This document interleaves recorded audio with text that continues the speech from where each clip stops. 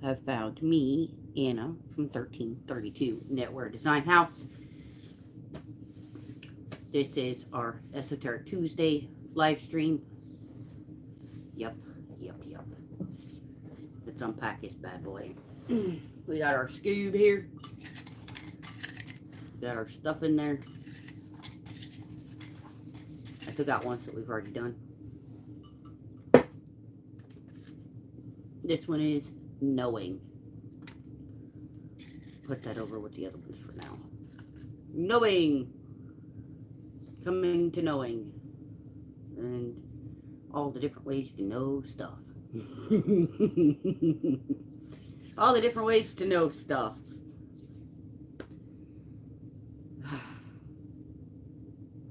Coming to knowing is something that's really cool.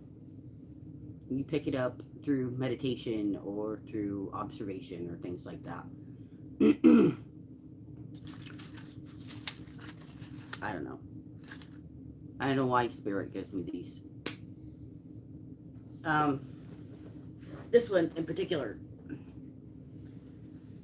there's a lot to be said about declares. And if you don't know about declares, there's clairaudient and clairsentient. The one that most people know about is clairvoyance, which is clear sight. Clairaudient is being able to hear clearly. Clairsentient is just knowing.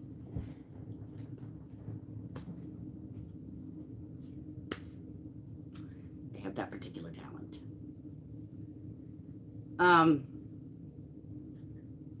Then it's not exactly a talent either. It kind of sucks, to be quite honest.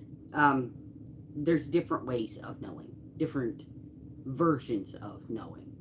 There's, if you look at the Greco-Roman worldview, you have one way of knowing, and that's rote memorization. If you look at the Eastern traditions, there's a different way of knowing.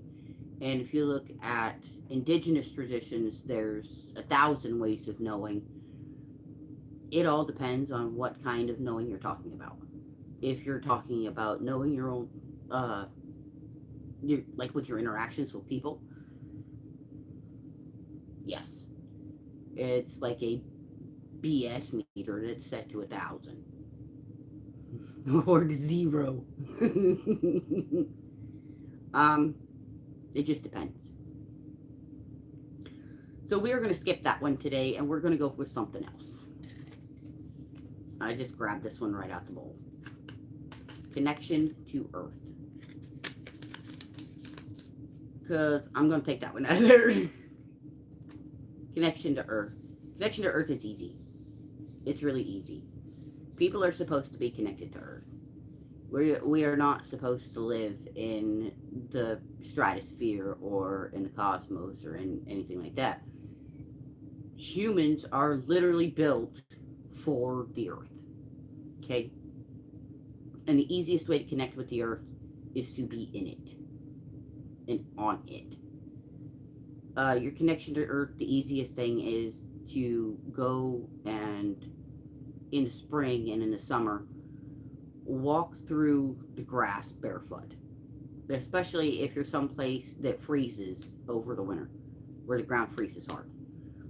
Like, you know, in the U.S. it would be like Wisconsin and Illinois and places, you know, above above the South. Because the ground doesn't freeze in the winter there.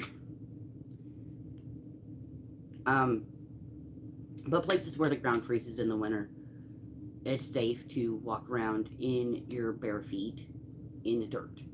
And that, simply doing that, or gardening, that's a good way to do it too, because you get the dirt on your hands. And when you're gardening, there's a variety of mushrooms that, when you're gardening, they release their spores. They live in the ground. When you're gardening and turning over the dirt and everything, they release their spores and they create a sense of calm. Well, you can do the same thing if you meditate and center. So like with me, when I'm gardening, I'm meditating the whole time. I don't. It's weird.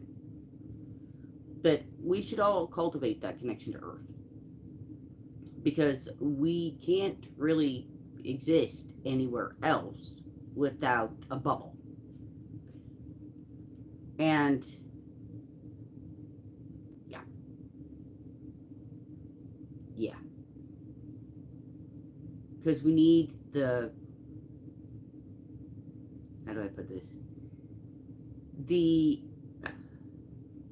composition of gas has to be right for us to be able to breathe.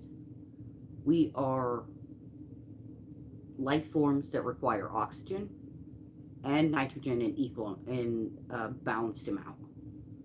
And unless the planet that we're looking at has that little Goldilocks zone right there where we can breathe, we've still got to wear a bubble helmet and oxygen tanks so we can breathe. So we need to stop looking up at the cosmos going, ooh, okay, what do we do? We're here. We need to work on here. Okay? That's one of my things. People spend far too much time looking up for their answers and not enough time looking within. Yes. Because we're not meant to bring humanity to the cosmos. We're meant to bring humanity back to Earth. And I get it. People don't like that. People don't like to hear that. And I don't really care. It's the truth. Truth hurts, don't it?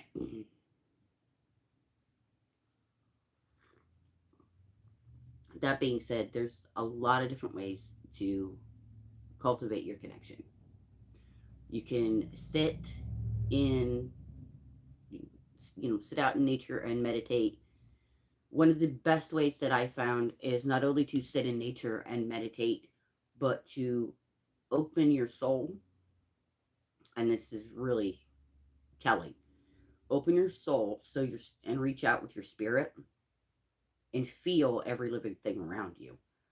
You're not taking anything from it, you're just touching on it so you understand what that energy is. That way, when you go to recenter, you feel all the energies around you. And the energies around you will,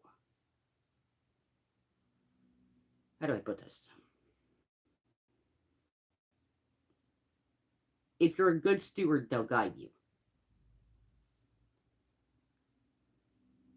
If people forget that being part of this planet, it's kind of symbiotic.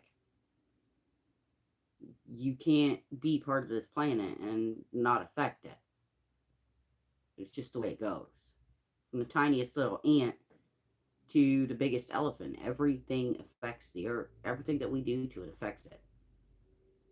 So it's our connection that we damage when we go looking for things like oil, like, diamonds or whatever. That's our connection that we're messing with. It's the biggest reason we need to stop doing that. But it's not a good idea. No. Nope.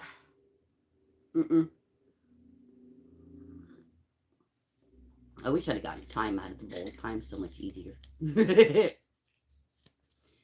Dang it, Scoob. Give us time next time.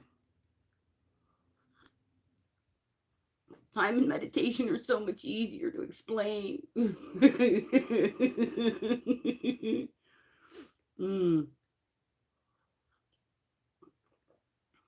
Oh, yes. Oh, yes. Oh, yes. Oh, yes. So, yeah. Today is Tuesday, December 10th, 2024. I am trying to get out the Esoteric Tuesday, and Scoob is being a pain in my butt right now. Because at first he gave me the knowing slip, and then he gave me connection to Earth. So, yes, we need to cultivate our connection to Earth. The easiest way to come to knowing is through that connection to Earth.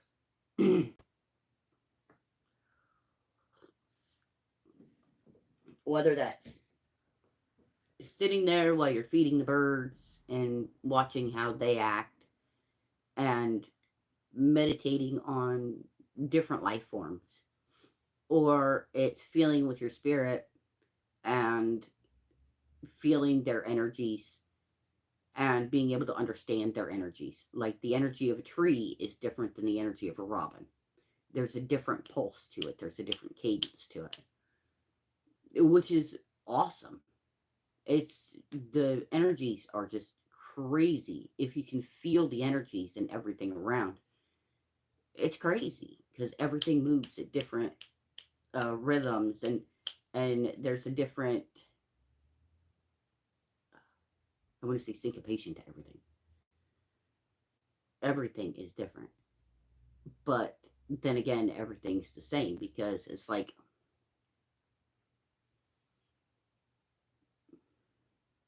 a symphony. They're the same. There's different notes in it, but it all goes together for the same melody. It's really cool. It's really cool. It is. The easiest way to, like I said, the easiest way for connection is to walk uh with your bare feet in the grass. Yep. Um, Especially if you're in a place that freezes. If you're not in a place that freezes over the winter, please make sure that you have something on your feet when you're walking around.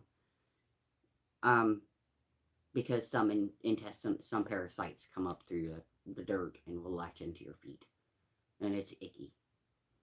Yeah. Um, if you're in places that don't freeze, your best bet is to just probably, you know, keep your pants on and sit somewhere and just center and, you know, meditate for a while. Because when you meditate long enough in nature, you start to understand her subtle nuances. And you start to realize that we aren't the, you know, humanity and man is not the end all be all. And there's a reason that I think that we aren't. Is that if you stop and think about it, man is an omnivore. Um, there are other omnivores that will eat us. Bears. Bears will eat people. Um, that kind of makes us a lower level omnivore. And granted, some people, people will eat bear too. But you put it in the context of lions, and you realize that no, we don't eat everything. We don't. We just don't. Um, it's that. That's my mindset on it. There are things on this planet that will eat us that we will not eat. That's the whole reason I think we're not at the top of the food chain. We are more mid-level.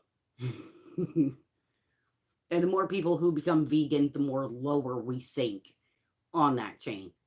So therefore, we are not the end all be all. We are just one little cord in that web.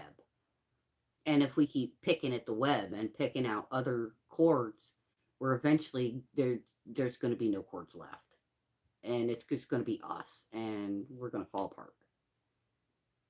So it makes more sense to not pick at those.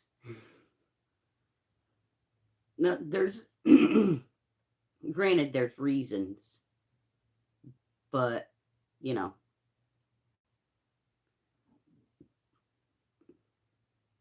it kind of goes along with my belief that we've bred the intelligence out of cattle. If you take a buffalo, which is a close cousin of the aurochs, which the modern beef cattle has been descended from, and you look at the two of them, they both had that wild intelligence. They knew where to go to get food, where to go to get water, how to wait out a storm, you know, when not to drop their babies or where to drop their babies if they had to. And you look at modern uh, farm animals, and the smartest one is a pig.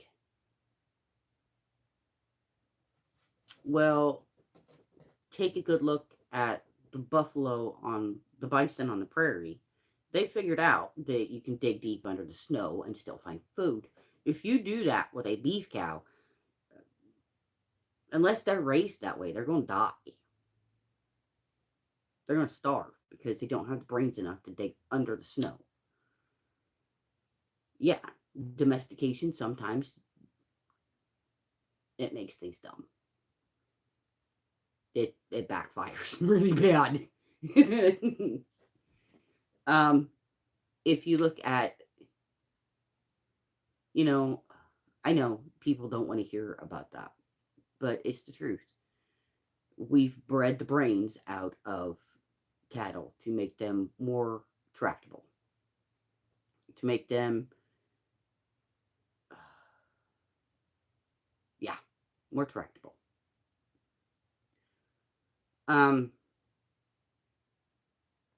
because our wild ancestors would know, hey, it's getting pretty cold. We haven't been fed. Oh, let's dig under the snow to get to the grasses down here. And no, I'm not going to say that all cattle are that way because some cattle do retain their brains. And what I mean is that instinct to dig under the snow and, you know, they don't starve. But other breeds have completely just lost that instinct to dig under the snow and be able to forage for food. Um, so I'm not saying that all breeds have. I'm saying that, like people, some have more brains than others.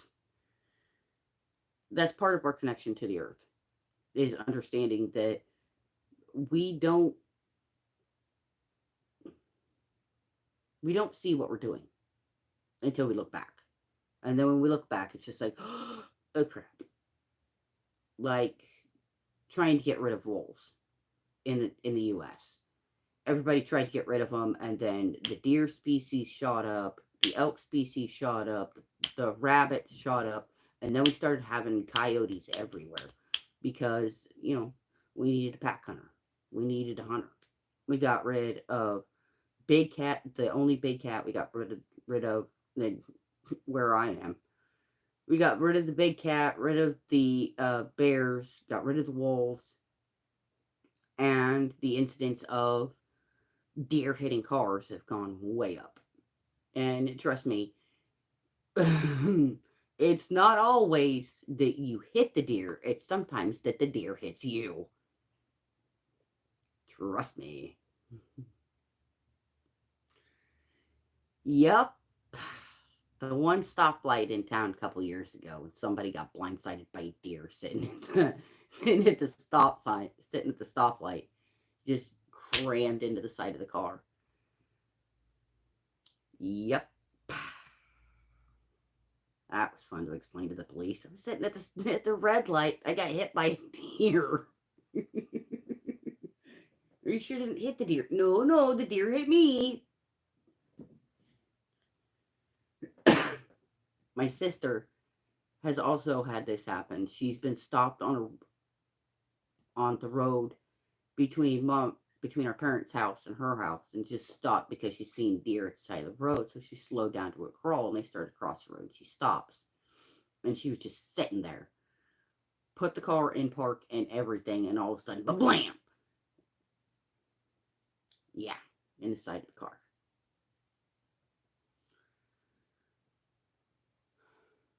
Do I think we should eat things? Yes, I think we should eat things. Can we take their intelligence upon us if we eat them? No. But we were given omnivore teeth for a reason.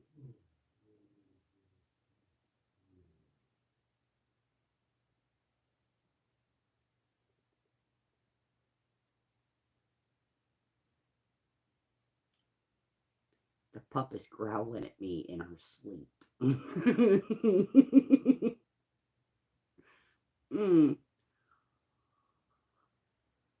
So yeah, your connection can be cultivated by meditating. It can be meditated. It can be cultivated by gardening. It can be cultivated by taking care of lesser creatures. It can also be cultivated by taking care of your fellow man. And I know that that's something that people are just like, what? Especially some people around here are like, no, me. The world is full of you people that are going to win out. Because we understand our connections. Anyways, guys, I'm going to cut this one short because it feels like I'm doing nothing but rambling and not explaining anything very well. That's probably because my mind is still going to the P that's down here that I need to work on today. That I gotta work on. I want to knit. Anyways, I love you guys. I'm sorry if this seemed like a disjointed hodgepodge of crap. I'm